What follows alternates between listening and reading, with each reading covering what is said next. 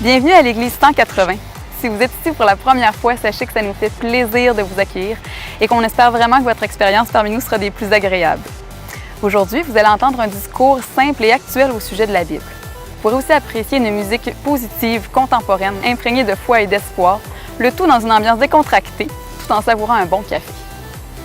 Les dimanches matins, nous offrons aussi un service à l'enfance afin que vos enfants aient du plaisir, soient en sécurité et que vous ayez l'esprit tranquille tout au long de l'événement. Pour ne rien manquer, suivez-nous sur notre page Facebook ou visitez notre site Web. Au nom de toute l'équipe de l'Église 180, bonne rencontre!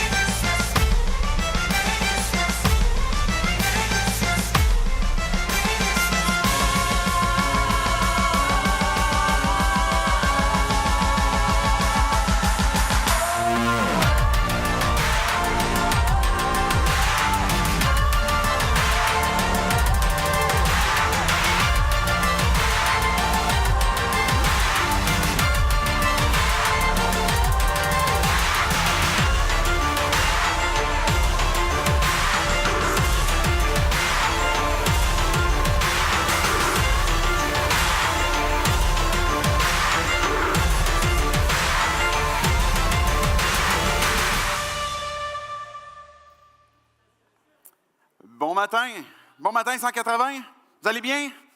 Oui, bienvenue à cette nouvelle série qu'on débute ce matin, que vous avez pu voir, ce petit vidéo d'introduction, Joy, cette série qu'on va aborder sur la joie pendant la période de Noël. Donc, que vous le vouliez ou pas, le temps est une dictature, on avance constamment, puis on s'en va vers Noël. Donc, aujourd'hui, on est à ce premier dimanche de décembre, et puis si vous nous visitez, bien, on veut vous souhaiter la bienvenue. Peut-être que c'est justement la période de Noël, peut-être cette période où on remémore qui est Jésus, puis pourquoi est-ce qu'on parle de Jésus dans une période de Noël, qu'est-ce que ça vient à faire avec nos vies en 2018. Vous avez peut-être ces interrogations, peut-être ces curiosités, vous êtes à la recherche de vouloir en savoir un peu plus sur Dieu.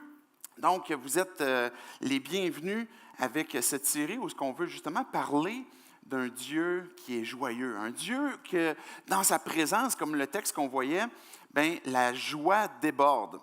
Je ne sais pas quel est votre arrière-plan religieux, votre arrière-plan familial, comment est-ce que vous avez perçu Dieu, peut-être au travers de votre vie.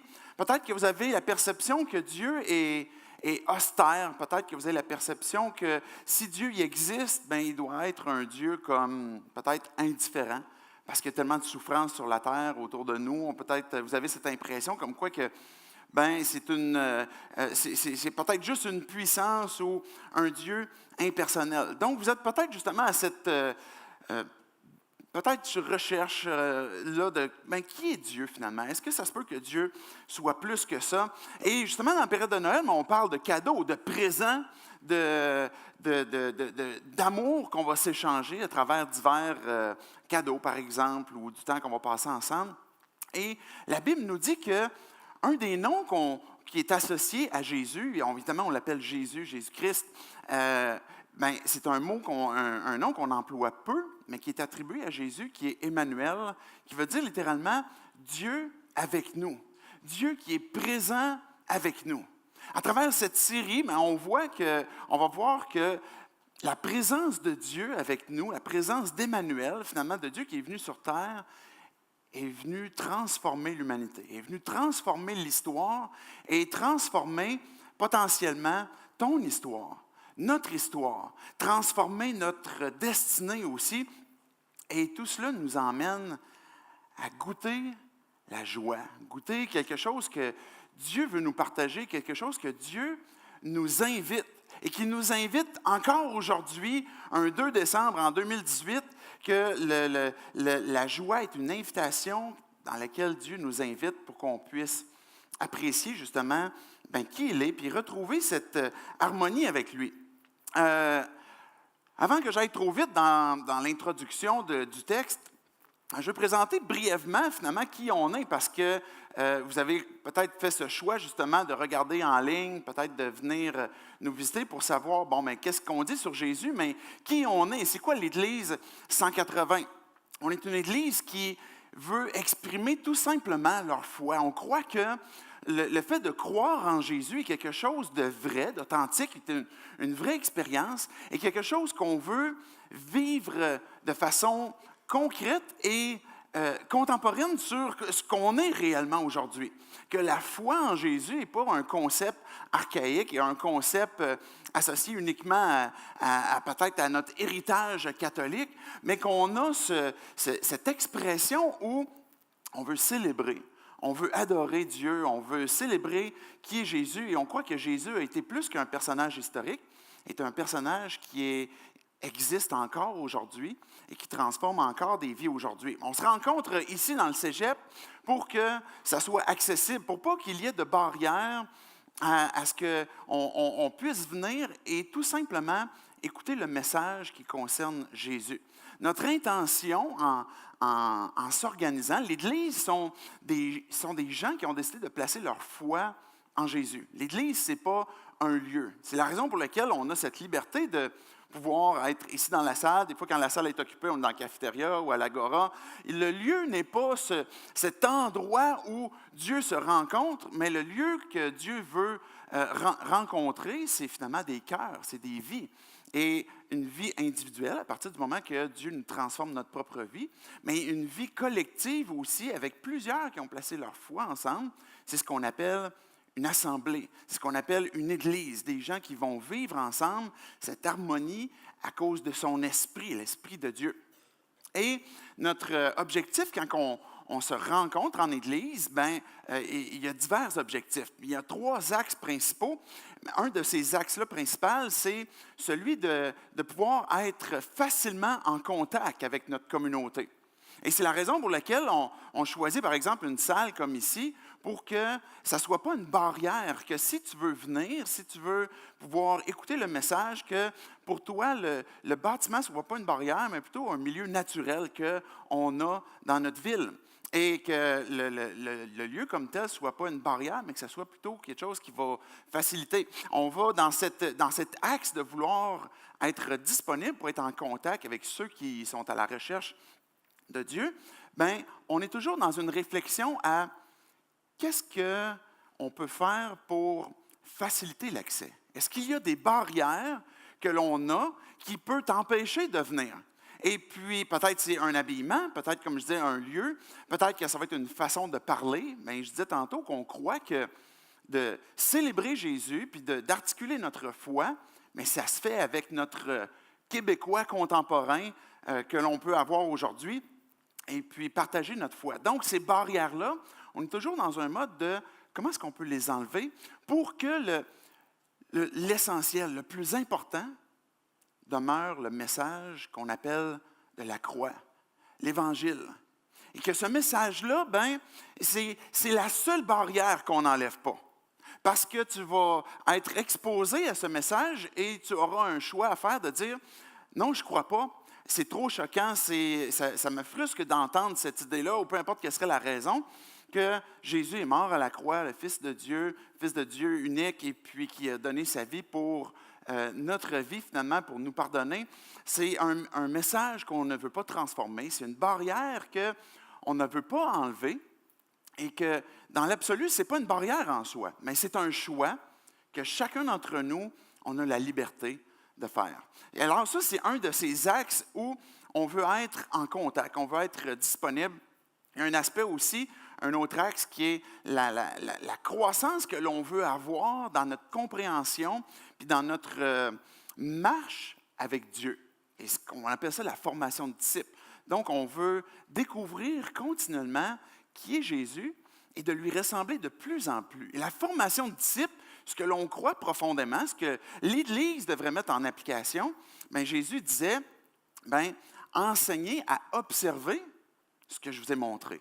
Donc, ce n'est pas seulement que de l'enseignement, ce n'est pas seulement qu'une portion de comme, bon, on va prêcher le dimanche matin le message et puis dans la semaine, on aura des groupes connexion pour approfondir le message ou approfondir les Écritures, prier ensemble, chanter ensemble, ce qui va rejoindre un peu plus la famille chrétienne, je vais le dire comme ça. Mais ce n'est pas uniquement de l'enseignement, mais c'est de comprendre comment le vivre. Et c'est ça que Jésus disait. Et là, s'il y a des chrétiens à ce moment-là, vous pourriez dire « Amen! Amen! Je veux savoir comment le vivre. Je ne veux pas juste le comprendre, je ne veux pas juste le savoir. » Mais ce que Jésus a dit, c'est enseigner à observer. Donc, on veut que dans ce deuxième axe-là, qu'on puisse grandir en Église puis qu'on puisse mettre en application les enseignements de Jésus. Et c'est la raison pour laquelle on veut avoir cette vie authentique où, bien, comme là, on va parler de la joie tantôt, ça se peut que tu as placé ta foi en Dieu, ça se peut que tu as placé ta foi en Jésus, et tu n'expérimentes pas toujours aussi facilement que ça la joie. Et c'est quelque chose qu'on veut pouvoir vivre, qu'on veut pouvoir exprimer pour qu'on puisse prendre soin les uns des autres aussi. Il y a un troisième axe qui est celui de faire du bien à la communauté, de faire du bien à notre ville. On aime notre ville, on aime comment est-ce que Dieu peut même se manifester, comment est-ce que l'empreinte de Dieu, elle est là. Et on veut aimer, puis on veut être généreux. On veut redonner. On veut prendre soin. On a l'occasion, par exemple, de ramasser une collecte de denrées pour donner à des étudiants du cégep. Bien, c'est une des choses dans lesquelles on veut participer, s'impliquer. On veut, au mois de janvier, par exemple, février, avoir cette implication où on va vouloir faire du bien dans une période plus ténébreuse de l'année où il fait froid. Je devrais dire il fait fret, souvent le mois de janvier, février, c'est plus sombre. Bien, on veut faire du bien, tout simplement apporter un sourire aux gens avec ce ministère qu'on a d'Opération Clin d'œil.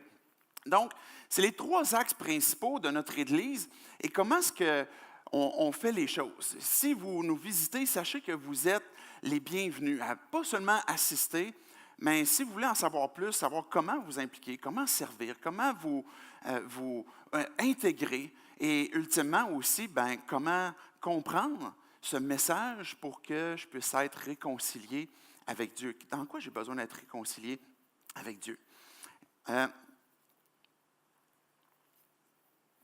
Est-ce que vous vous souvenez de votre, peut-être pas premier cadeau, mais de votre cadeau le plus gros, le plus important que vous avez eu? Peut-être que vous avez un souvenir d'un cadeau en particulier dans votre enfance, de quelque chose que vous avez reçu. Moi, je me suis souvent fait dire par mes propres parents qu'eux, ils étaient très pauvres quand ils étaient jeunes. Fait qu'eux, c'était comme une orange qu'ils recevaient pour Noël. Et puis, des fois, quand c'était le summum, c'était comme il y avait un peu de beurre aussi qu'ils pouvaient avoir sur leur pain. C'était une époque, évidemment, qui ressemble peu à la nôtre, mais qui encore, c'est des réalités qui peuvent exister, évidemment, la pauvreté. Et que peu importe quel est votre statut social, bien, vous avez peut-être en souvenir d'un cadeau que vous avez reçu qui était pour vous comme incroyable. Moi, je me souviens que ce cadeau-là que j'ai en tête, c'était ma première console vidéo, qui était le Nintendo NES. Et là, qu'on a passé des heures, je ne sais pas combien de temps, oui, il y en a une couple d'addicts peut-être, d'adeptes, sur les consoles, sur la NES. Bref, cette console-là, j'ai passé des heures et des heures à essayer de délivrer la princesse.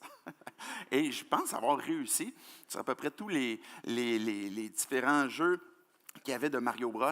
Mais c'est le cadeau que je me souviens que j'ai reçu. Puis quand on pense à cette période de Noël, ça va peut-être évoquer pour vous des bons comme des moins bons souvenirs. Quand on arrive dans cette période-là, on a cette habitude de dire aux gens « Joyeux Noël ».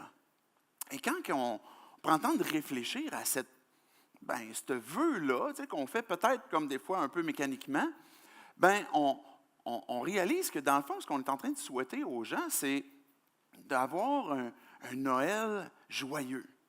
que cette joie dans la période de Noël puisse se ressortir, puisse se vivre, puisse se ressentir. Mais comme je disais, ce n'est pas toujours évident, dépendamment de ce qu'on a vécu et les souvenirs qui sont associés à ces périodes-là. C'est quoi votre définition? C'est quoi votre compréhension de la joie? Dans notre culture, dans notre société, on a, même si on ne s'arrête pas toujours au courant philosophique dans lequel on peut baigner, puis que pour nous, c'est des choses qui planent à des plus hautes sphères, on a quand même une réflexion qui est là parce qu'on est à la recherche de la joie. On est à la recherche du bonheur, du plaisir. Et par exemple, deux courants philosophiques qui sont encore très présents, épicuriens, stoïciens, bien, les épicuriens vont dire, par exemple, j'ai apporté la définition, qui est cette recherche du bonheur par le plaisir.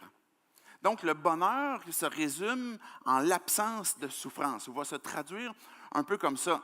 Le bonheur va se traduire par la recherche des différents plaisirs que l'on peut avoir. Une bonne bouffe, un bon temps entre amis, un bon vin, une belle sortie, un bon film.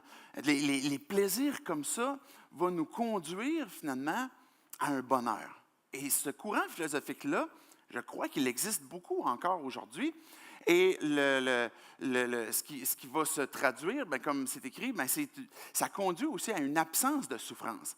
C'est là la tension qui peut y exister entre la recherche du bonheur, de cette joie à travers les plaisirs, c'est qu'à un moment donné, il faut faire abstraction de la souffrance. Et ça, ce n'est pas toujours aussi évident, parce qu'il y a des éléments de souffrance peut-être qui émanent ou qui proviennent de nous, de nos actions. Puis là, qu'on dit, OK, je vais essayer de comme moins me faire souffrir moi-même. Mais il y a des choses que l'on souffre qu'on n'a pas le contrôle, comme l'hiver. Je ne suis pas si amer que ça par rapport à l'hiver là, en passant, là, mais j'avoue que ça a commencé fret un peu vite. Les stoïciens ils vont être à la recherche de la joie par l'exaltation rationnelle face à la vertu. Pour la pensée philosophique des stoïciens, c'est que la joie est quelque chose qui est un peu trop viscéral, quelque chose selon ce qu'ils perçoivent, mettons, des épicuriens, c'est que c'est trop peut-être exubérant et puis un peu trop émotif. La joie va être beaucoup plus dans l'exaltation rationnelle face à la vertu. Donc, c'est quoi les bonnes choses que je dois faire? C'est quoi les choses que je dois contrôler, que je dois maintenir dans mon environnement, dans mes vertus, dans ce que je fais pour que je réussisse dans ma vie? Encore là, ce n'est pas toujours aussi évident parce que des fois, on est confronté aux vertus des autres qui ne sont pas les mêmes que les nôtres. Les valeurs que d'autres ont, que nous, on n'a pas, et qu'on a beau peut-être avoir, par exemple, cette exaltation rationnelle face aux vertus, bien, on est confronté quand même avec une tension, des fois, entre les différentes vertus ou notre façon de comprendre, bien, justement, les différentes valeurs. J'ai apporté la définition que j'ai trouvée intéressante d'une professeure qui s'appelle Brigitte Sidbon-Payon, j'espère que je la prononce comme il faut, qui est professeure agrégée à l'École pratique des hautes études. Elle va dire « Chacun de nous peut éprouver de la joie à la condition expresse qu'il soit dans un processus de création et de partage. » Et ce n'est pas elle qui l'a inventé, c'est elle-même alimentée par un courant philosophique particulier. Mais je trouvais intéressant que, selon elle, selon plusieurs personnes, on peut éprouver une joie réelle dans la mesure qu'on est dans un processus de création et de partage. Donc, un peu comme une mère, par exemple, qui a donné la vie à un enfant, regarde son enfant, il va éprouver de la joie. Et c'est tout à fait vrai et légitime.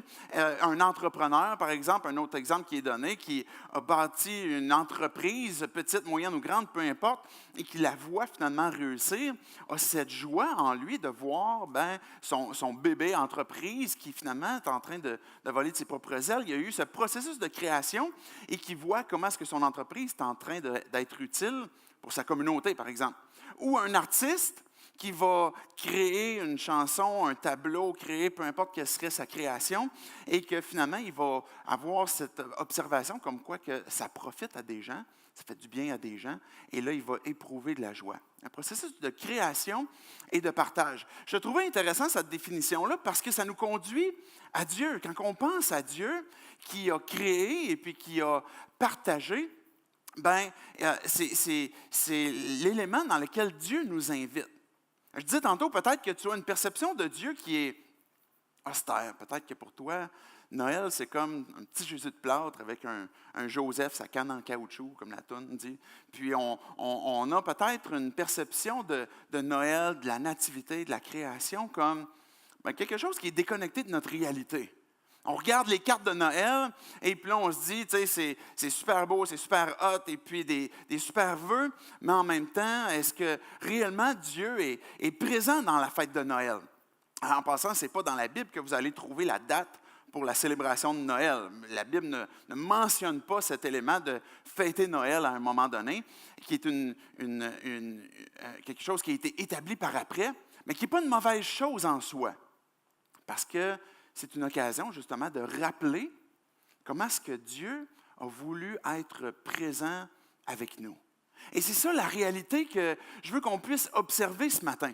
Regardez le texte qu'on avait dans la vidéo tantôt, qui dit dans le psaume 16, le verset 11, « Tu me fais connaître le chemin qui conduit à la vie. » Notre mission en Église, je vous ai présenté tantôt l'Église, c'est que les gens loin de Dieu puissent découvrir la vie en Jésus-Christ. Que tu sois une personne qui est curieuse à l'égard de Dieu. Que tu sois une personne qui a déjà placé ta foi en Jésus pour le pardon de tes péchés, que tu es un enfant de Dieu, peu importe là où tu te situes, le désir de Dieu, c'est que tu puisses découvrir pleinement la vie que Dieu a créée, que Dieu a pourvue pour toi. Et que si tu es même peut-être dans un troisième groupe qui est peut-être des gens qui ont déjà placé leur foi en Dieu, peut-être que tu as déjà cru, tu as déjà placé ta confiance pour suivre Jésus, puis tu te retrouves aujourd'hui où tu as juste abandonné pendant un certain temps. De découvrir ou de redécouvrir la vie en Jésus-Christ, c'est quelque chose de possible et d'accessible et que Dieu veut pour toi aussi, que Dieu veut pour chacun d'entre nous. Alors, peu importe où on est, on a cette opportunité de se rapprocher de Dieu. Puis le psaume, c'est exactement ce qu'il nous dit, c'est que Dieu nous fait connaître le chemin qui conduit à la vie, cette vie abondante qu'on peut trouver en Jésus et qui est auprès de toi. Le bonheur ne suffit pas. Le bonheur ne finit pas. Je veux savoir si vous étiez avec moi. Le bonheur ne finit pas. Et quand on est dans la présence de Dieu, le bonheur n'a pas de fin. Je vous disais tantôt que les épicuriens vont être à la recherche du bonheur par les plaisirs. À un moment donné, on arrive à une fin où je suis obligé de trouver un autre plaisir. Auprès de Dieu, le bonheur n'a pas de fin. Et quand tu es là, la joie déborde. Cette joie-là va déborder. Regardez un texte qu'on a vu, si vous étiez là dans les dernières semaines, où on a parlé de Jésus avec ses différentes déclarations de « Je suis ».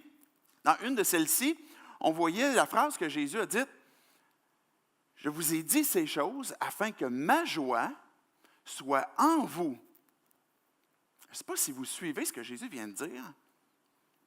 Jésus, il est joyeux. Jésus, qui est Dieu avec nous, a cette joie en lui.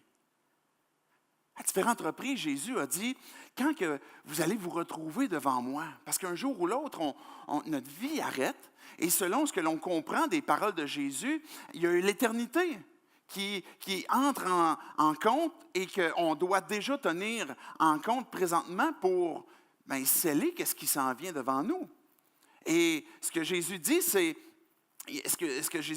que quand vous allez arriver devant moi, quand que vous avez placé votre foi en moi pour obtenir la vie puis être pardonné, mais ce que je vais vous dire, c'est entre dans la joie de ton maître. L'ambiance au ciel, c'est la joie. Je ne sais pas comment vous imaginez le ciel, comment vous imaginez Dieu une fois que vous arrivez devant lui, mais ce que Dieu dit, c'est, quand tu as placé ta foi en moi, là, l'invitation que je te fais, c'est entre dans la joie. Une invitation dans la joie. Que ma joie soit en vous et que votre joie soit quoi? Qu'elle soit parfaite, qu'elle soit comblée, qu'elle soit vraie, qu'elle soit authentique. Dans notre culture, dans notre société aujourd'hui, on est à la recherche des plaisirs.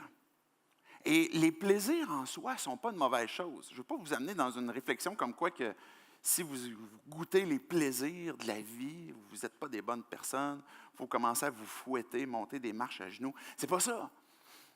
Les plaisirs sont une belle et bonne chose. Et c'est ça qu'on va voir dans quelques instants. Avec l'introduction, on va introduire ce matin un des premiers textes avec Marie. Puis après ça, tirer différentes leçons sur la joie dans cette invitation que Dieu nous fait. Mais l'invitation que Dieu nous fait dans la joie n'est pas dans une recherche de plaisir, de petits plaisirs constants. Parce que cette recherche-là va nous amener à une recherche effrénée. Parce que le problème du plaisir, c'est que ça dure le temps que vous le consommez. Vous me suivez? Même dans ce que la Bible appelle le péché, même dans le mal qu'on sait qu'on ne devrait pas faire, il y a un plaisir qui est là. Et quand que Dieu nous dit de ne pas faire une chose, puis de faire une autre, c'est parce qu'il sait que malgré le plaisir qu'on peut avoir à ce moment-là, c'est parce qu'il y a quelque chose qui finit par nous détruire éventuellement. Et c'est la raison pour laquelle Dieu nous amène à « je veux que tu découvres la vie pleinement.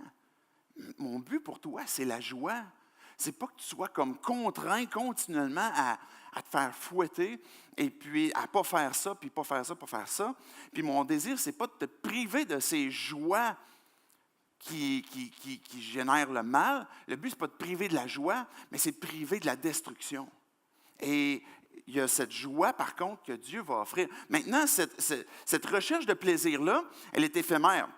Et puis, on va être, par exemple, dans une forme de consommation qui, je pense, caractérise beaucoup notre société aujourd'hui. On le réalise même avec comment est-ce que la notion écologique prend de l'ampleur, parce qu'on réalise qu'on consomme trop rapidement. On va acheter une chose qui, finalement, est jetable rapidement aussi. Donc, on est de plus en plus conscients. Et je pense que les Québécois, on est de plus en plus sensibles, même comparativement à plusieurs peuples, je vais le dire comme ça, ou plusieurs groupes en Amérique du Nord, bien qu'on est sensible à cet élément d'écologie, puis qu'on consomme trop et trop vite, et que ça nous emmène à la destruction.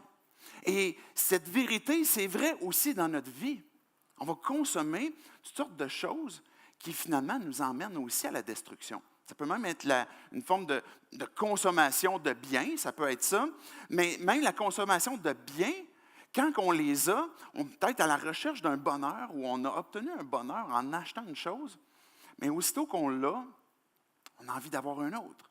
Je ne sais pas si vous êtes comme moi, on déballe des cadeaux des fois, puis on est en mesure de constater des fois qu'il y a vraiment une excitation et un plaisir à déballer un cadeau, mais rapidement, on va être pas si enchanté ou pas si tant dans la joie que ça, proportionnellement avec le cadeau ou l'excitation qu'on avait au tout début. Donc, on est constamment dans une forme de recherche de plaisir à travers différentes consommations, et même les gens, les personnes autour de nous deviennent des biens de consommation. Et c'est notre façon qu'on perçoit souvent les choses aujourd'hui où je vais poursuivre des conquêtes.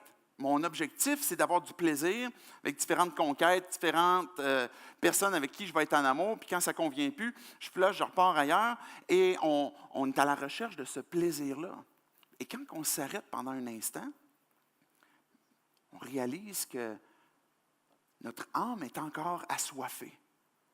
On a encore ce besoin de joie que l'on a besoin, qu'on veut vivre, et que cet élément éphémère-là, du jetable, bien justement, nous emmène encore à avoir soif, et que c'est incompatible avec une forme de sérénité, et que quand on obtient quelque chose, qu'on considère comme nous procurant du plaisir, peut-être même du bonheur, il va s'installer un autre sentiment inverse, qui est la peur. La peur de perdre. Comment je vais faire pour garder ça? Parce que si je perds cet élément-là, si je perds cette personne-là, si je perds ce poste-là, si je perds cette santé-là, Je vais perdre mon bonheur avec, parce qu'il est associé avec lui. L'âme humaine, ta propre personne a été créée pour vivre un bonheur qui ne se perd pas, qui est parfait, qui est complet, pour que ma joie soit en vous et que votre joie soit parfaite et complète et qu'il ne va pas partir. Avant qu'on lise le texte qui concerne Marie, ce matin, je voulais tout simplement mettre la table. On va lire l'histoire, le début du contexte avec Marie. Mais juste avant, vous savez, il y a un des auteurs dans la Bible qui a écrit un livre de sagesse qu'on appelle, qui a écrit Ecclésiaste.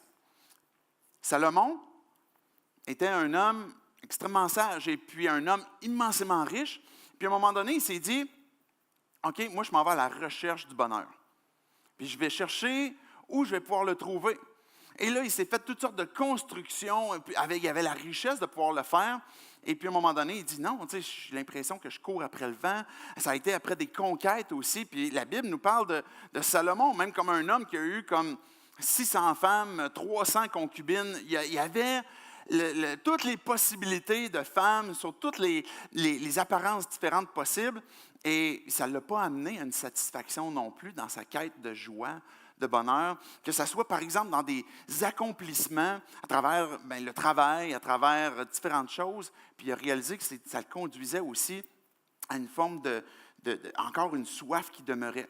Et dans cette pensée-là, on est tous à la recherche à quelque part de qui on est.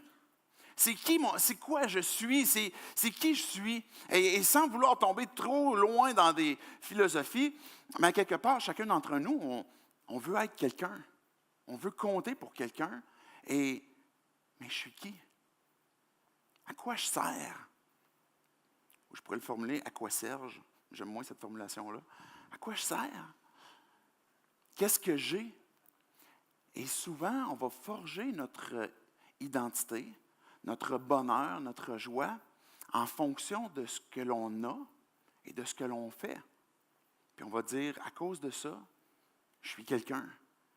Et c'est cette réflexion-là dans laquelle Salomon a passé, puis qui nous amène à se questionner aujourd'hui. J'aimerais qu'on puisse lire Luc 1, les versets 26 à 38, pour regarder brièvement le contexte dans lequel Jésus est venu nous visiter. J'aimerais qu'on puisse tout simplement prier avant, pour que Dieu puisse venir nous parler à chacun d'entre nous avec ce texte qu'on va voir. Dieu, je viens devant toi pour te dire merci pour ta parole. Merci de nous avoir laissé ces textes que tu as préservés, que tu as gardés pour qu'on puisse les apprécier, qu'on puisse te découvrir, te connaître, qu'on puisse aller plus loin dans notre réflexion aussi de qu'est-ce que tu veux dans nos vies? Comment est-ce qu'on peut découvrir cette vie que tu veux nous donner et cette invitation que tu nous fais à la joie? C'est dans ton nom, Jésus, qu'on prie ces choses. Amen.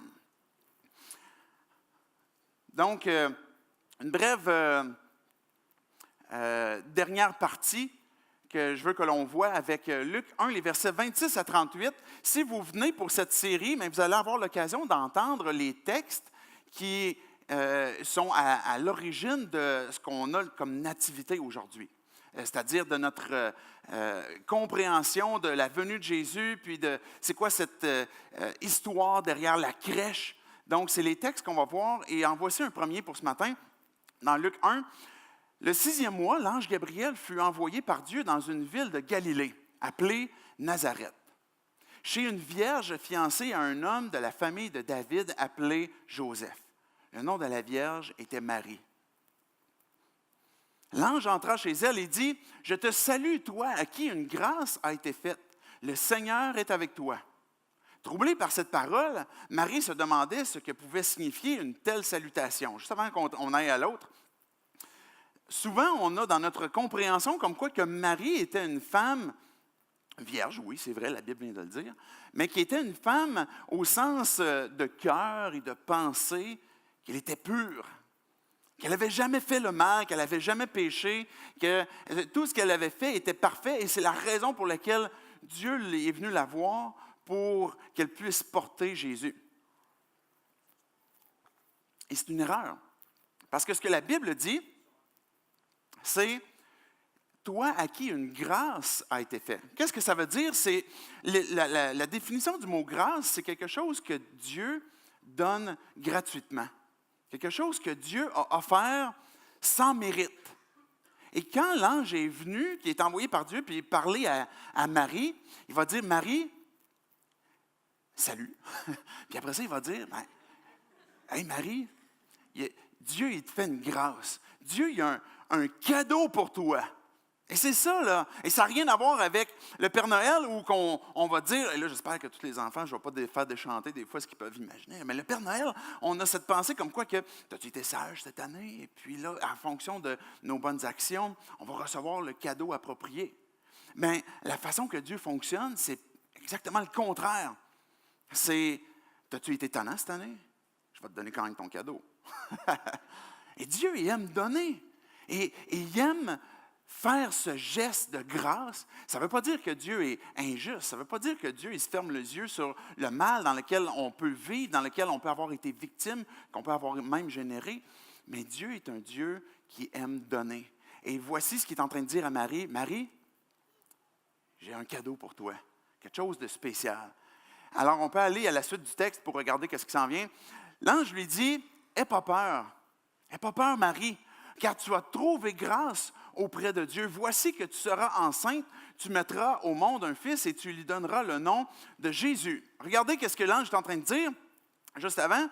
Bien, il dit, « Aie pas peur. » Imaginez pendant un instant, de un, vous faire dire que vous allez être enceinte, que vous n'avez pas, elle va dire, je n'ai pas connu d'homme, je n'ai pas eu de relation sexuelle avec un gars. Là.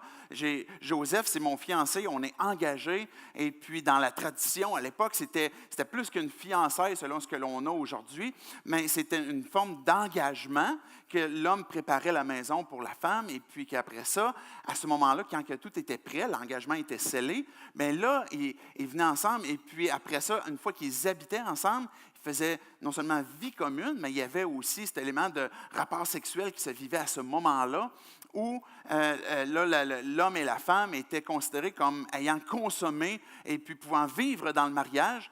Et Marie était vierge à ce moment-là, à cause de cette situation-là, ce contexte-là. Et l'ange va lui dire, « Aie pas peur, Marie. » Et j'imagine aussi, parce que c'était un peu impressionnant d'avoir comme un ange qui apparaît chez soi comme ça. Je ne sais pas de quoi il pouvait avoir l'air. Peut-être que ça pouvait faire le saut sur le coup. On peut continuer au verset 32.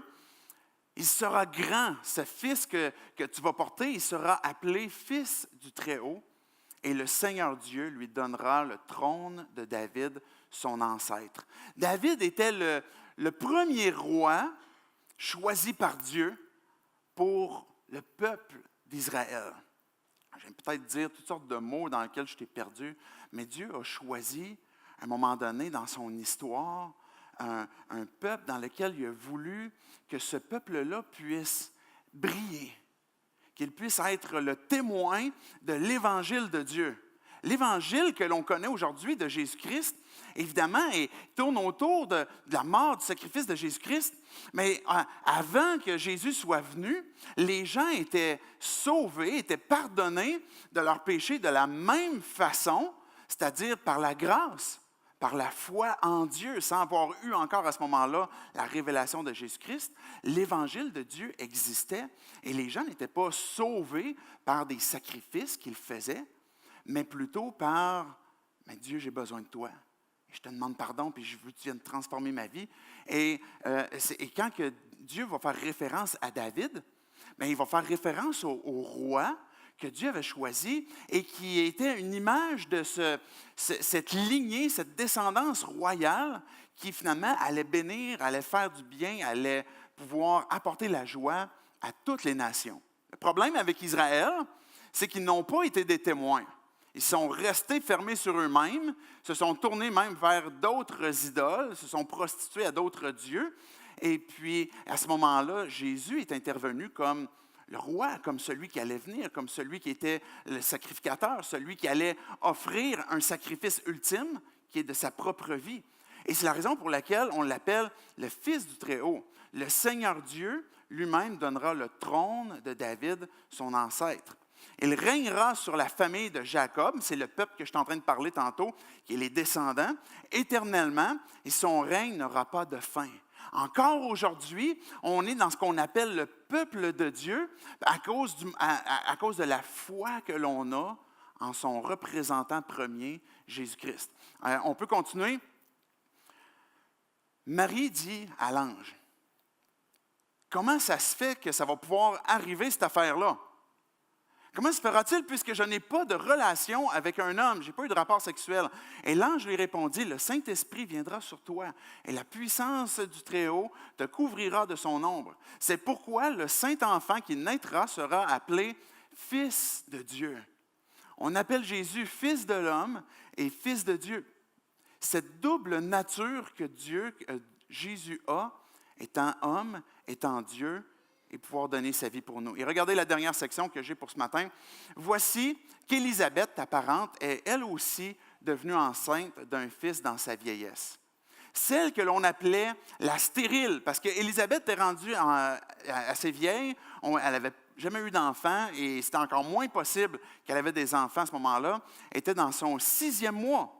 Et là, ce que l'ange est en train de lui dire, c'est, je comprends que c'est difficile à comprendre, je comprends que c'est difficile à croire, je vais te donner un signe. Élisabeth, elle a un enfant, puis elle est à son 6e mois. Cet enfant-là, vous souvenez-vous comment il s'appelle? C'est Jean-Baptiste, qui est le cousin de Jésus.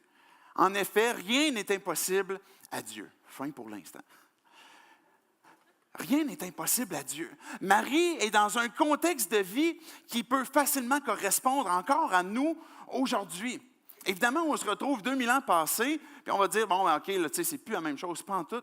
Mais l'humain n'a pas changé tant que ça à travers le temps. Il y a des réalités politiques qu'il y avait à ce moment-là qui étaient extrêmement difficiles. Puis si vous vous souvenez de la suite de l'histoire, bien, un des chefs à ce moment-là a voulu tuer tous les enfants de moins de 2 ans parce qu'il ne voulait pas que Jésus soit en vie, parce qu'il avait entendu qu'il allait être roi. Il y avait des difficultés politiques. Le peuple qui vivait à ce moment-là, les Juifs, n'étaient plus maîtres chez eux. Ils étaient sous une emprise romaine, dans un gouvernement, sous un gouverneur qui était romain, et puis ils n'avaient plus toutes les libertés qu'ils avaient. Dans notre contexte aujourd'hui, on peut avoir peut-être toutes sortes de situations, de circonstances politiques, d'Amérique du Nord, au Canada, Québec, mondial, peu importe. Et les circonstances politiques n'ont pas toujours si évolué que ça. La réalité de Marie, c'était qu'elle devenait une fille-mère. Je ne sais pas si vous comprenez, si on peut comprendre les enjeux qui sont en train de se produire. À ce moment-là, Marie aurait pu entendre cette nouvelle-là comme étant pas quelque chose qui allait lui donner la joie.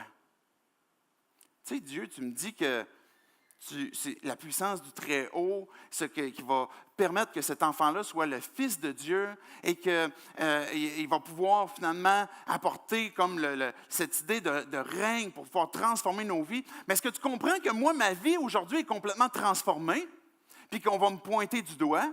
Parce que si on se place à l'époque, une fille-mère, ce n'était pas bien vu. Ce n'était pas quelque chose, et ce n'est pas juste parce que c'était juif. À l'époque, les femmes qui se retrouvaient enceintes sans avoir consommé, comme j'expliquais tantôt, cet élément de mariage, ils étaient mal vus. Imaginez Joseph. Hey, Joseph, t'es cocu. Tu réalises-tu que ta femme, celle qui t'est promise, est tombée enceinte, puis on sait que ce n'est pas toi? Puis elle nous dit que c'est Dieu, mais oui, me semble. Ben oui. Et imaginez maintenant les défis qu'eux, ils allaient avoir écoute, ce que je vis là, Dieu, j'ai l'impression que ça ne va pas me conduire à la joie.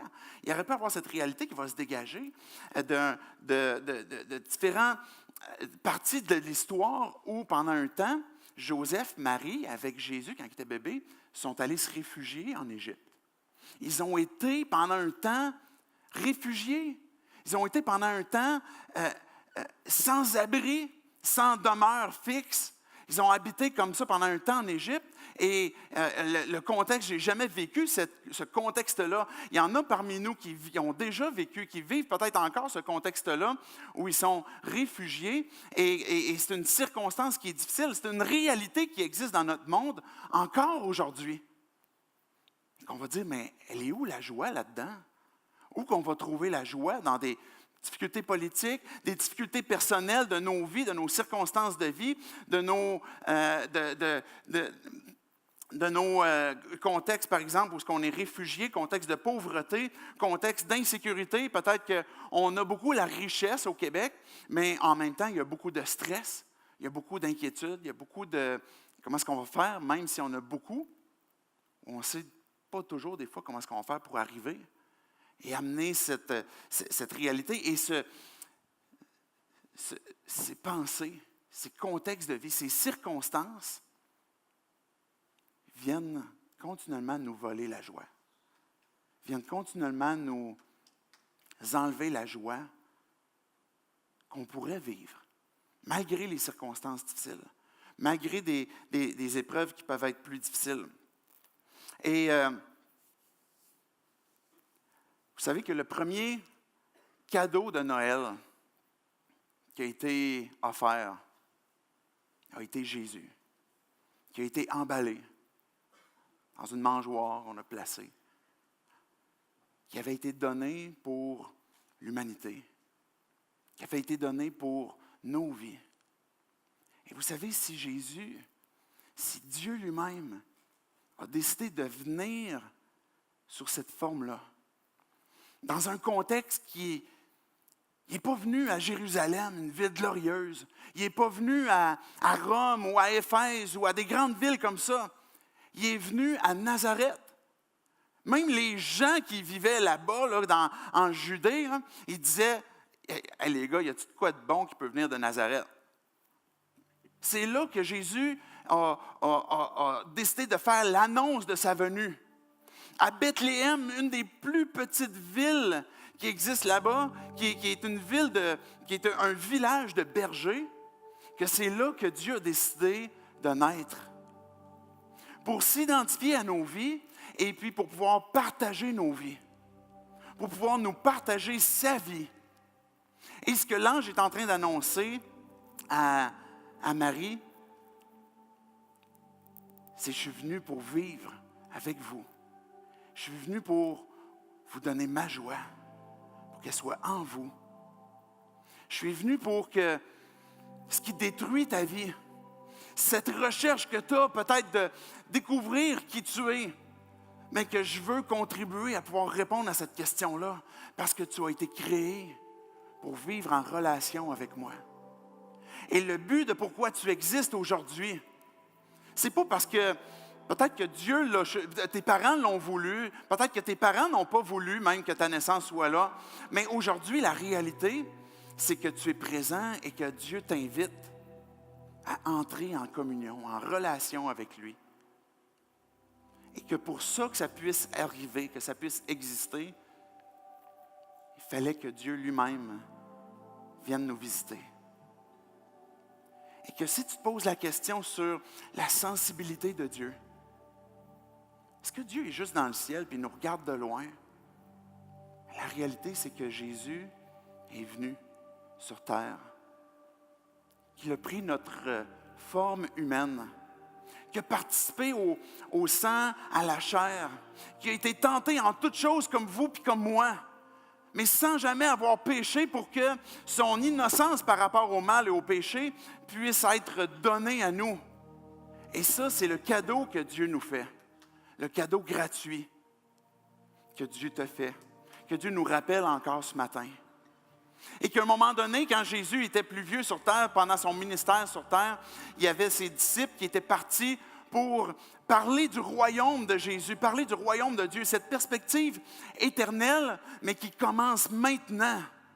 Et puis eux, ils avaient vu des miracles, ils avaient vu des démons même être chassés, ils avaient vu des choses incroyables. Ils sont revenus à Jésus, puis ils capotaient, puis Jésus, laisse-moi te raconter qu'est-ce qui s'est passé, puis ils racontent leurs histoires. Et à la fin, Jésus dit, réjouissez-vous pas tant que vous participez à ces choses-là, mais plutôt que parce que votre nom est écrit dans le livre de vie. Et c'est là qu'est notre joie. C'est là qu'est ta joie. Que Dieu peu importe ce que je vis aujourd'hui, l'invitation que tu me fais actuellement se saisit que d'une seule façon, de faire confiance. Et Dieu, c'est toi que je veux suivre. C'est toi que je veux célébrer. C'est toi que je veux adorer. Qu'il y ait des bons temps, qu'il y ait des mauvais temps, que je puisse te célébrer, que je puisse reconnaître ta main, que je puisse dire, Dieu est présent encore avec moi, même dans la vallée de l'ombre de la mort, même dans les grandes réussites. C'est parce que Dieu me donne cette vie qu'il veut que j'aie avec lui. J'aimerais vous inviter à vous lever avec nous, de pouvoir chanter ce chant, de pouvoir célébrer avec Dieu ces vérités qu'on vient d'entendre.